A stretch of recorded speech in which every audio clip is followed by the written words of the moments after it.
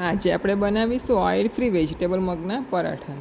વજન ઉતારવા માંગતા લોકો કે હેલ્ધી ડાયટ ફોલો કરનારા માટે આ એક બેસ્ટ રેસીપી છે.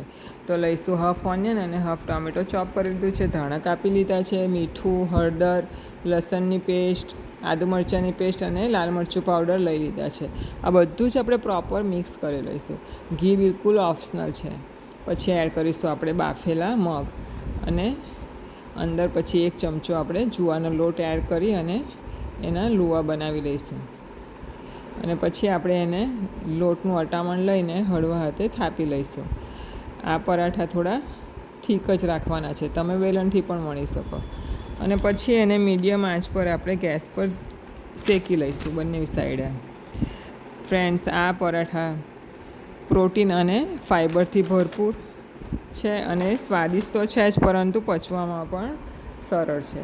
તમને આ રેસીપી ગમી હોય તો મારા પેજને ફોલો કરજો અને લાઈક અને શેર જરૂરથી કરશો.